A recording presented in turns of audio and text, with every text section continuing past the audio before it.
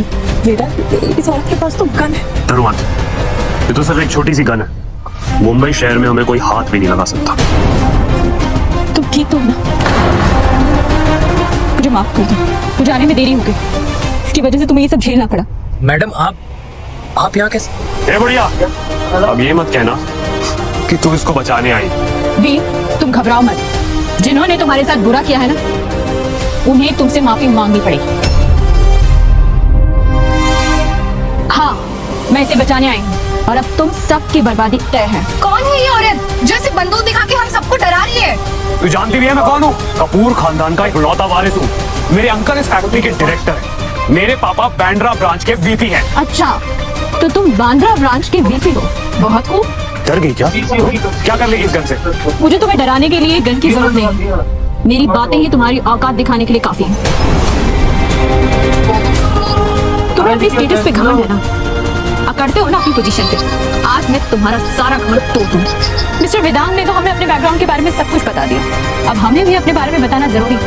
जाओ जाकर आदमी को बुला कर ले आओ। ठीक है मैम। क्या बकवास है ये?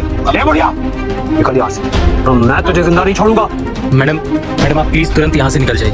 ये लोग बहुत खतरनाक है। मैं नहीं चाहता कि आप इस मामले में फंस जाएं। बहुत देर हो चुकी है, अब कोई फायदा नहीं है। तुमने मिस्टर वेदांत से बदतमीजी करने की जरूरत नहीं है, तो सजा तो मिलके रहेगी। तुम मोनाली हो ना? तुम्हें पता है वीर तुमसे कितना प्यार करता है, और तुम इसे लूजर कह रही हो, इसे धिक्कार रही हो, इसकी टांगे तुड़वाने के लिए राजी हो गए। तुम्हें शर्म नहीं आती? शर्म? मुझे क्यों आने लगी शर्म? और बेवकूफ देखता है, मैं नहीं। गोंदू, ये तुमसे शादी करने के लिए अपनी दिन रात एक कर रहा है, पर इसे क्या पता तुम एक बेशरम गोल्ड डिगर हो। You know what? इस जैसे गरीब को किसी से भी शादी करना अलाउड नहीं होना चाहिए, डिजर्व ही नहीं करता। और मैं इससे कभी शादी नहीं करने वाली थी। आज तो मुझे हेडक्वार्टर से अवार्ड भी मिल रहा है, तो ये तो मेरे लायक ना कभी था ना होगा। बंद करो अपनी बकवास। तुम्हें अवार्ड सिर्फ इसलिए मिल रहा है क्योंकि वीर ने तुम्हें पेटेंट डिजाइन दिया था। बिल्कुल सही बोला, हम सबने देखा है। सही कहा। हाँ, वो डिजाइन मुझे वीर ने दिए थे, तो क्या? अरे इंसान किसी तो खुश होना चाहिए कि इसके डिजाइन को मैंने किसी लायक तो समझा। इनफैक्ट इसे तो मेरे पैर धो के पीने चाहिए। तुम्हें पता भी है जिस बात का तुम्हें गुरूर है, और जो कुछ भी तुम्हें मिला है ना, वो सब कुछ एक सेकंड में छीन सकता है। क्या कहा तूने? मुझसे सब कुछ छीन लिया जाएगा? भैया तुम पागल हो गए क्या? हेडक्वार्टर्स ने पूरी सेरेमनी मेरे लिए रखी है, सिर्फ और सिर्फ मेरे लिए। जब डिजाइन ही तुम्हारा नहीं है तो किस बात का प्रमोशन और किस बात के अवार्ड है? तो तू क्या मेरी शिकायत करने वाली है? इस सेरेमनी में मुझे अवार्ड भी मिलेगा और मैं कपूर खानदान की बहू भी बनूंगी। तो होती कौन है मेरी शिकायत करने वाली? मेरे खिलाफ जाने की हिम्मत भी की ना, तो तेरे लिए अच्छा नहीं होगा। औलाद जी, मोनाली अब मेरी है, कपूर खानदान का हिस्सा है वो, और मुंबई में उन्हें कोई हाथ भी नहीं लगा सकता। आप प्लीज मेरी बात मानिए और यहाँ से चले जाइए। कपूर फैमिली बहुत पावरफुल है, उसे टकराने का कोई फायदा नहीं। आप प्लीज यहाँ से चले जाइए। और रही बात पेटेंट डिजाइन की, तो मैं हेडक्वार्टर्स को लेटर लिख के सब बता दूंगा। उसके बाद जो होगा मैं भुगत लूंगा, और आप प्लीज चले जाइए। बकवास नहीं हुए ना? लगता है तू अपनी हड्डियां तोड़वा के ही मानेगा। तुम्हें धमकी देने की जरूरत नहीं है। अबे ओ, मैं दूंगा धमकियां, क्योंकि तेरे जैसे छोटे से हजारों वर्कर्स मेरे चाचा की फैक्ट्री में काम करते हैं, और अगर मैंने तुझे जॉब से निकाल दिया ना, तो तू सड़क पे आ जाएगा, भिखारी बन जाएगा, भीख मांगेगा। सुन लिया ना तुमने?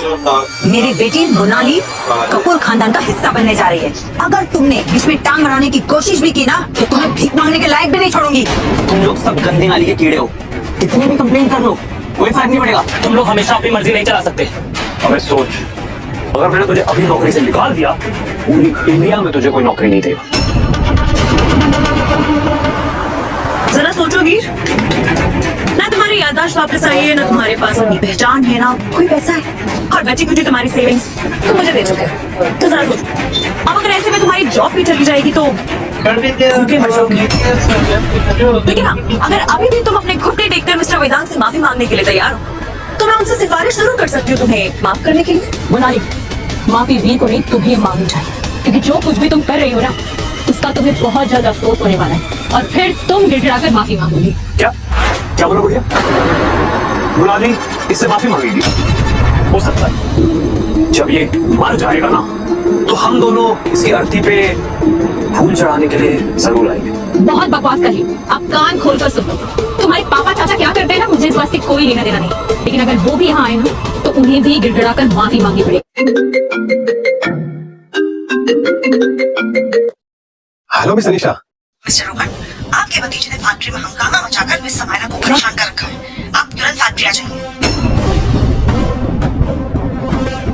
मिस समायरा फैक्ट्री में? ठीक है मिस अनीशा, मैं अभी आ रहा हूँ। ड्राइवर, गाड़ी निकालो जल्दी। क्या उन्होंने कंपनी के वारिस को ढूंढ लिया है? वो न्यू मुंबई में है। नोट करो। कलिंग इलेक्ट्रॉनिक्स। ठीक है, जल्दी करो, हमें कलिंग इलेक्ट्रॉनिक्स जाना है अभी का अभी। मूव। तुम दोनों को सच में लगता है कि मेरे चाचा और मेरे डैड घुटने पे बैठ के माफी मांगेंगे?